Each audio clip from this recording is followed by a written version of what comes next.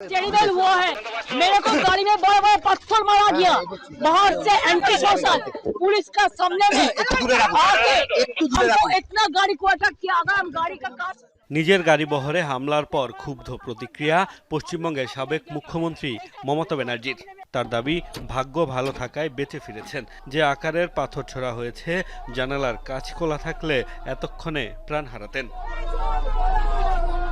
উত্তর ২৪ পরগনা জেলার হালি শহরে পুলিশি হেফাজতে নিহত এক তৃণমূল কর্মীর বাড়িতে যাচ্ছিলেন মমতা। পথে তার গাড়িবহর ঘিরে ধরে একদল ব্যক্তি, ছড়ে পাথর, জুতা ও ইটপাটকেল।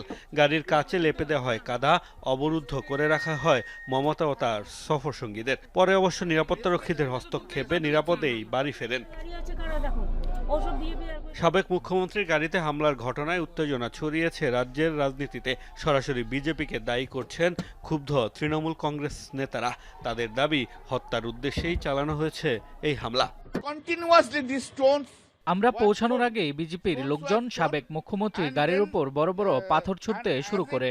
এরপর দিদিকে আক্রমণ করার চেষ্টা করা হয়। তাকে হত্যা করার লক্ষ্যে পাথরগুলো ছোড়া হয়েছিল। এটি একটি হত্যাচেষ্টার ঘটনা, অবশ্যই শুভেন্দু অধিকারীর নির্দেশে হয়েছে। হামলায় জড়িত থাকার অভিযোগ অস্বীকার করেছে বিজেপি।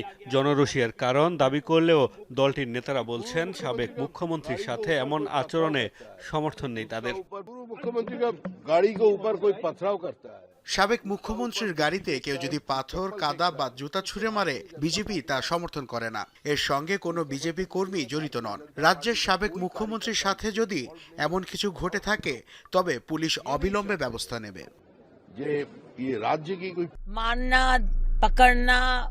গত 14 বছরে তিনি যত ভুল করেই থাকুন না কেন, আমাদের দল কিংবা আমাদের সরকার কেউই কাউকে শারীরিকভাবে নিগ্রহকে সমর্থন করে না।